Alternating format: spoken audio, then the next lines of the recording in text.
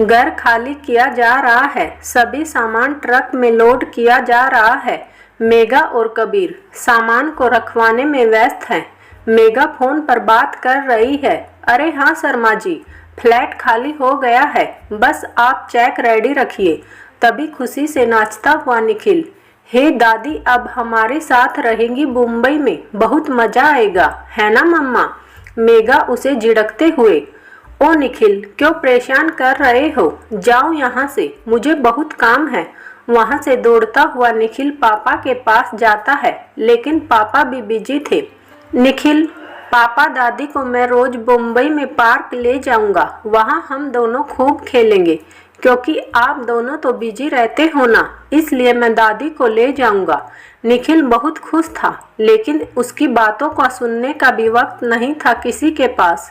हमेशा की तरह पापा उसकी बातों को सुना अनसुना करके फोन पर बातें करते हुए बाहर निकल गई। अब निखिल दादी के कमरे की तरफ बढ़ गया। दादी बैठी थी कुर्सी पर, मायूस थी शायद, एकदम शांत थी दादी। निखिल दादी को देख के चहकते हुए, आप हमारे साथ चल रहे हो अब दादी, अब मैं रोज आपसे स्टोरी सुनूंगा और हम पार्क में भी घूमने जाएंगे, बहुत मजा आएगा, है ना दादी? इतना कहकर अपनी दो प्यारी सी बाहें दादी के गले में डाल दी निखिल ने।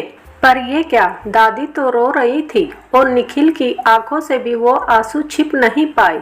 उदास हो गया निखिल भी। क्या हुआ दादी, आप रो क्यों रहे हो?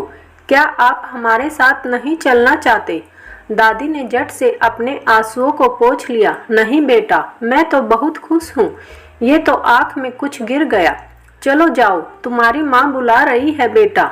निखिल फिर चहकता हुआ बाहर चला जाता है।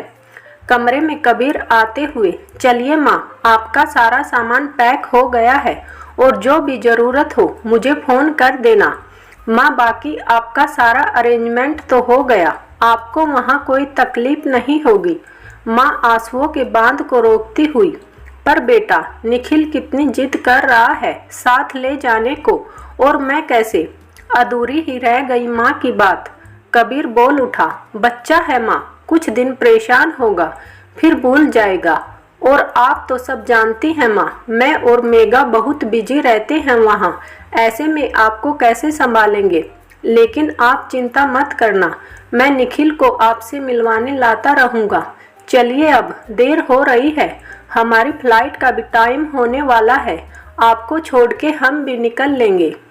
गाड़ी आ गई। निखिल दौड़कर दादी को हाथ पकड़ के गाड़ी में बिठा देता है और खुद भी बैठ जाता है। पूरे रास्ते निखिल की आंखें दादी के चेहरे पर होती हैं और इस सवाल का जवाब ढूंढ रही होती हैं कि दादी खुश क्यों नहीं दिख रही। कुछ देर के सफर के बाद गाड़ी रुक गई। निखिल, पापा एयरपोर्ट आ गया क्या? पापा, नहीं बेटा, दादी यहीं उतरेंगी। चिंता की रेखाएं गिर आई उस प्यारे से चेहरे पर। दादी हमारे साथ नहीं चल रही क्या पापा? कहते कहते डबडबाई उसकी आंखें। पापा कुछ जवाब देते इससे पहले मेघा ने निखिल का हाथ कस के पकड़ लिया। दादी भी जल्दी से गाड़ी से उतर गई।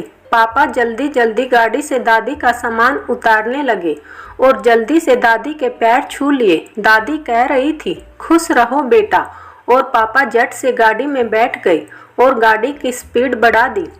लेकिन निखिल चीख कर रो उठा, पापा दादी को वहीं क्यों छोड़ दिया?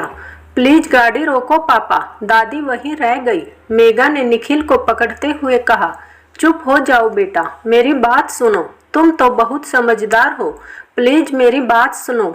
निखिल अब कुछ देर बाद शांत हुआ तो मेघा ने उसे समझाते हुए कहा, बेटा दादी वहाँ बहुत खुश है क्योंकि वहाँ पर उनकी ही एज के बहुत सारे फ्रेंड हैं। तभी कबीर ने भी निखिल को समझाया, हाँ बेटा, जैसे तुम अपने फ्रेंड्स के साथ रहते हो तो कितने खुश रहते हो, वैसे ही दादी भी अब अपने फ्रेंड्स के साथ खुश रहेंगी। निखिल, लेकिन पापा मैं तो अपने फ्रेंड्स के पास सिर्फ कुछ देर के लिए ही जाता हूँ, फिर आप मुझे वापस बुला लेते हो। तो दादी हमेशा के लिए क्यों चली गई अपने फ्रेंड्स के पास? निखिल कुछ सकपका गया। निखिल का सवाल सुनकर फिर कुछ सोचकर बोला, वो बेटा तुम तो अभी छोटे हो इसलिए हम तुम्हें वापस बुला लेते हैं, और दादी तो बड़ी है इसलिए।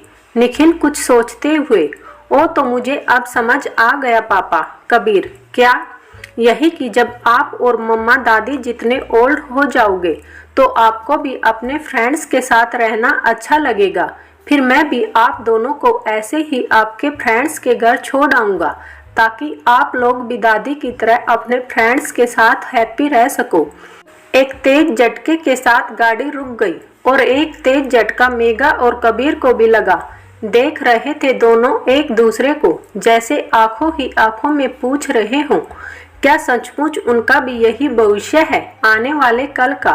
तभी निखिल चहकते हुए, पापा देखो जलेबी, इट्स माय फेवरेट, दिलाओ ना पापा जलेबी। कबीर ने जेब से पैसे निकालकर निखिल की ओर बढ़ा दिया। ले आओ बेटा। निखिल पैसे लेकर दौड़ गया दुकान की ओर और मिनटों में गर्मा गर्म जलेबी ले आया और जलेबी खाते हुए पापा की तरफ जलेबी बढ़ाते हुए, पापा एक बाइट लेकर देखो, बहुत यम्मी जलेबी है। कबीर ने जैसे ही जलेबी चखी तो बोल उठा, पता है बेटा, तुम्हारी दादी तो इससे भी टेस्टी जलेबियाँ बनाती है। जब मैं छोटा था तो जब मैं स्कूल में पास होता तो माँ इसी तरह मेरे लिए गरम गरम जलेबियाँ बनाती और कहते कहते जलेबियों के साथ साथ और भी बहुत सी यादें तैर गई कबीर के सामने। वो माँ का दूध का गिलास लेकर उसके पीछे पीछे भागना, वो प्यार से घी में डुबो डुबो कर रोटियां खिलाना, उसकी हर खुशी में आंचल को आंसुओं से भिगो लेना, लाइट चले जाने पर रात रात भर खुद बहुत थके होने पर भी पंखा चलाना और उसके बीमार होने पर सारी रात बैठकर पट्टी करना और उसके ठीक होने की हर भगवान से दुआ करना और भी ना जाने माँ के कितने संघर्ष त्याग एक एक करके याद आने लगे और कबीर की आंखों से गरम गरम आंसुओं की बूंदें बह निकली, साथ ही उसके हृदय पर जमी गर्द को भी पिघलाने लगी। तभी अचानक निखिल ने उसे जोर से हिलाया। पापा पापा, आप रो रहे हो। उन प्यारी यादों से बाहर आते हुए कबीर ने निखिल की ओर देखा, फिर मेघा की ओर आंखें गई तो उसकी आंखें भी नम थी।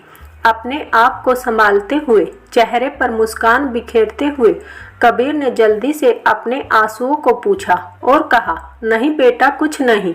चलो बेटा, आज तुम्हें तुम्हारी दादी के हाथ की जलेबियाँ खिलाएंगे। निखिल, दादी के हाथ की? पर दादी तो अपने फ्रेंड्स के साथ है ना। कबीर, हाँ बेटा, क्योंकि अब शाम हो गई है और शाम होने पर तुम भी तो अपने घर आ जाते थे ना। निखिल, मतलब? कबीर, मतलब ये कि बेटा, मैं तुम्हें बताना भूल गया कि हमें दोस्तों की भी ज़रूरत है, पर फैमिली भी उतनी ही ज़रूरी है।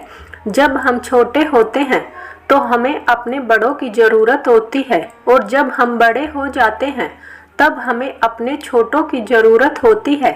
इतना कहकर कबीर ने गाड़ी को वापस मोड़ लिया और निखिल को कुछ समझ नहीं आया, कुछ नहीं, लेकिन इस बात की बेहद खुशी थी कि वो दादी को लेने जा रहे थे। दोस्तों, जब हम छोटे होते हैं तो हमें अपने माता पिता की ज़रूरत होती है, पर जब वो बूढ़े हो जाते हैं तो हम उन्हें बोझ समझने लगते हैं। जैसे हमें अपने माता पिता के साथ की ज़रूरत है, वैसे ही उन्हें भी बुढ़ापे में हमारे साथ की ज़रूरत होती है। इसलिए सदा अपने माता पिता को प्यार और मान सम्मान दें। दोस्तों, अगर कहानी पसंद आए तो प्लीज़ वीडियो को लाइक और चैनल को सब्सक्राइब जरूर कीजिएगा। फिर मिलते हैं किसी और इंटरेस्टिंग स्टोरी के साथ। तब तक के लिए धन्यवाद।